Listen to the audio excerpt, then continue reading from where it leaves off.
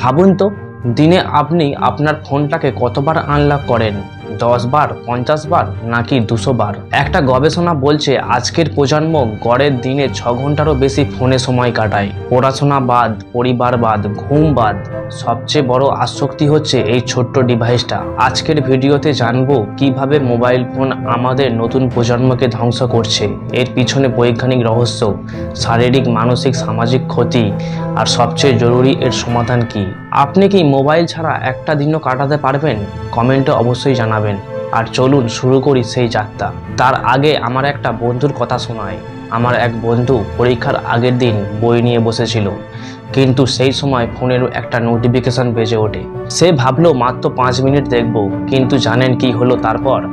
5 minute থেকে হয়ে গেল 30 মিনিট, তারপর 1 ঘন্টা, শেষে রাত 3টে বেজে গেল। পরের দিন পরীক্ষা, পুরোপুরি ডুব মারল। আর এটাই হলো মোবাইল অ্যাডিকশনের আসল রূপ।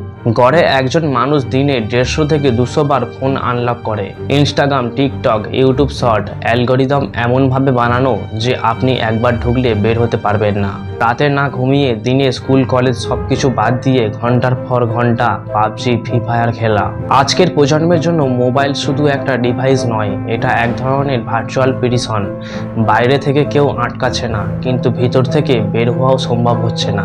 একটা নিউজে পড়েছিলাম বাংলার এক স্কুল ছাত্র রাতে গোপনে পাবজি খেলতে খেলতে হঠাৎ হার্ট অ্যাটাকে মারা যায়। ভাবতে পারেন, মাত্র 16 বছরের একটা ছেলের জীবন শেষ শুধু ফোনের আসক্তির কারণে। অন্যদিকে আবার দেখবেন কেউ খাওয়ার সময়ও ফোন ছাড়া খেতে পারে না। বাসে উঠলেই রিলস, টয়লেটে গেলেও রিলস, ঘন্টার পর ঘন্টা স্ক্রলিং করেই যাচ্ছে। এখন প্রশ্ন হলো, আমাদের মস্তিষ্ক আসলে কেন এতটা ফোনের প্রতি আকৃষ্ট? কি এমন আছে এই স্ক্রিনের ভিতরে যা আমাদের ঘন্টার পর ঘন্টা বেঁধে রাখছে? আমরা অনেকেই ভাবি ফোনের আসক্তি শুধু একটা অভ্যাস, কিন্তু আসলে এটা পুরোপুরি বৈজ্ঞানিক ফাঁদ। ফোনের প্রতিটা নোটিফিকেশন, প্রতিটা লাইক, প্রতিটা কমেন্ট আমাদের মস্তিষ্কে তৈরি করে এক বিশেষ কেমিক্যাল যার নাম ডোপামিন। ভাবুন তো, আপনি ইনস্টাগ্রাম স্ক্রল করছেন, হঠাৎ একটা ফানি ভিডিও পেলেন, মস্তিষ্কে ডোপামিন নিঃসৃত হলো, ভালো লাগলো, আবার স্ক্রল করলেন, আর এইভাবেই তৈরি হতে থাকে ডোপামিন লুপ। এই লুপ এমন এক শক্তিশালী যে আমাদের মস্তিষ্ককে বলে আবার দেখো, আরও স্ক্রল করো। ঠিক একই জিনিস ঘটে মাদক, সিগারেট বা জুয়া খেলার সময়, যেখানে সিদ্ধান্ত নেওয়ার ক্ষমতা দুর্বল হয়ে যায়, মনোযোগ কমে যায়, কনসেন্ট্রেশন ভেঙে যায়। মোবাইল অ্যাডিকশন মস্তিষ্কে সেই অংশকে প্রভাবিত করে যেটা হিরোইন বা কোকেন নিলে সক্রিয় হয়। মানে দাঁড়ালো, আপনি ভেবেছেন গেম খেলছেন বা রিলস দেখছেন, কিন্তু আসলে আপনার মস্তিষ্ক ঠিক একইভাবে প্রতিক্রিয়া দিচ্ছে যে আপনি মাদক নিয়েছেন।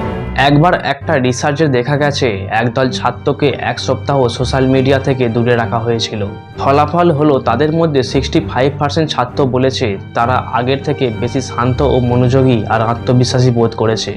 এখন বুঝতেই পারছেন, এটা শুধু ফোন ব্যবহার নয়, এটা হলো একটা বৈজ্ঞানিক ফাঁদ যেটা মস্তিষ্ককে রীতিমতো দাস বানিয়ে ফেলেছে।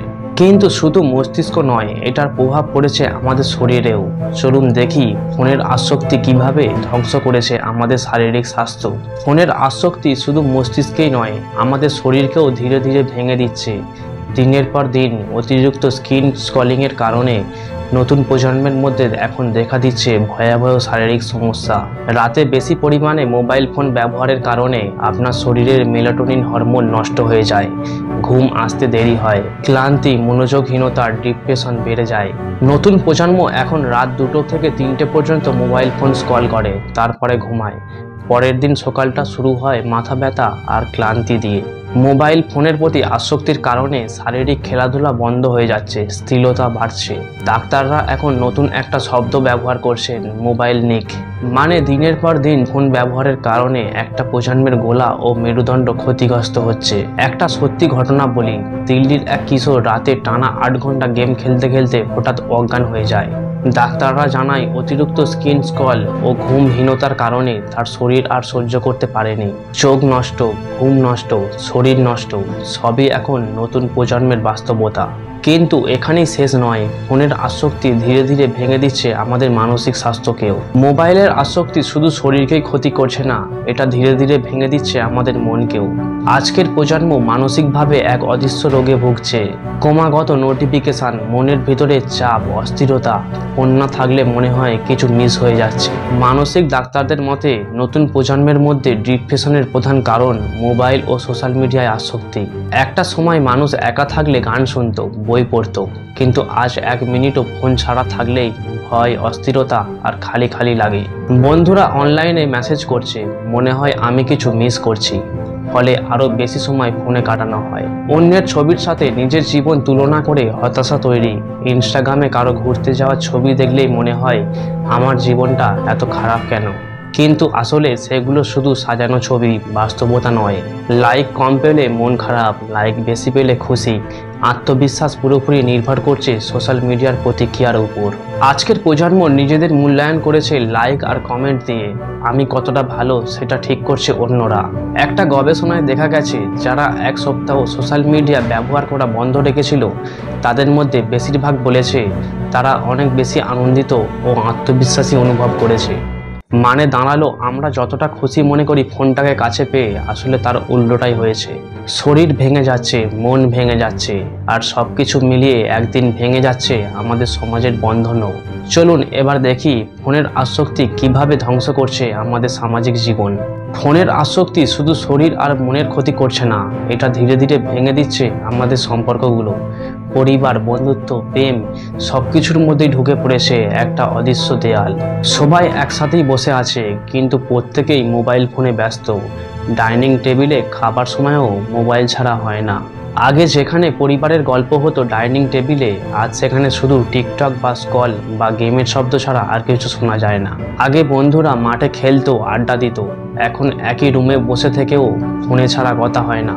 রিয়েল বন্ডিংয়ের জায়গায় এসেছে ভার্চুয়াল বন্ডিং।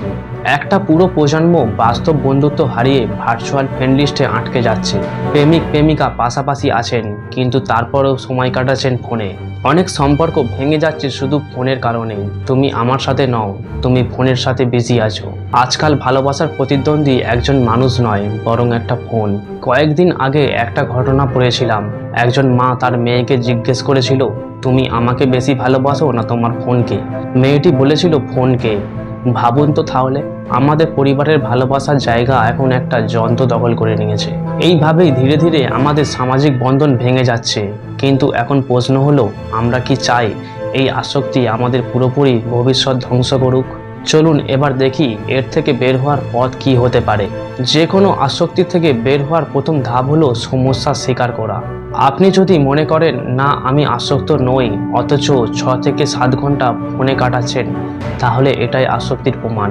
প্রতি সপ্তাহে অন্তত 1 দিন বা কয়েক ঘন্টা পুরোপুরি ফোন বন্ধ রাখুন। এই সময়টা কাটান পরিবার, বই বা প্রাকৃতিক পরিবেশের সাথে। ভার্চুয়াল জগৎ যতই রঙিন হোক না কেন, বাস্তব বন্ধুত্বের মতো কিছুই হয় না। বন্ধুদের সাথে বাইরে ঘুরতে যান, খেলার মাঠে সময় কাটান, পরিবারের সাথে কথা বলুন। ফোনের প্রতিটি নোটিফিকেশন আমাদের মস্তিষ্কে ডোপামিন রিলিজ করে, তাই অপ্রয়োজনীয় অ্যাপের নোটিফিকেশন বন্ধ করে দিন। এতে ফোন চেক করার প্রবণতা কমে যাবে। একদিনে সমস্ত অভ্যাস বদলানো সম্ভব নয়, ছোট ছোট পদক্ষেপ নিন। ঘুমের আগে ফোন না ধরা, খাওয়ার সময় ফোন না ধরা, এবং পরিবারের সাথে নির্দিষ্ট সময় ফোন ছাড়া কাটানো। হ্যাঁ, এটা কঠিন, কিন্তু অসম্ভব নয়। মোবাইল আমাদের শত্রু নয়, কেবল নিয়ন্ত্রণ হারালে সেটাই আমাদের শত্রুতে পরিণত হয়। আমরা যদি এখনই এই আসক্তি থেকে বের না হই, তাহলে একসময় পুরো প্রজন্মকে এর মাসুল দিতে হবে। নতুন প্রজন্ম একদিন এই পৃথিবীর নেতৃত্ব দেবে, কিন্তু যদি তাদের মনোযোগ, একাগ্রতা, সম্পর্ক সবকিছুই মোবাইল, গেম আর রিলসের মধ্যে বন্দী থাকে, তাহলে কেমন হবে সেই ভবিষ্যৎ? প্রতিটি যুগেই মানুষ কোনো না কোনো আসক্তির সাথে লড়াই করেছে। কখনো সেটা ছিল আফিম, কখনো মদ, কখনো টেলিভিশন। আজকের যুগের সবচেয়ে বড় আসক্তি হলো মোবাইল ফোন। কিন্তু যারা নিয়ন্ত্রণ শিখতে পেরেছে, তারাই যুগকে বদলাতে পেরেছে।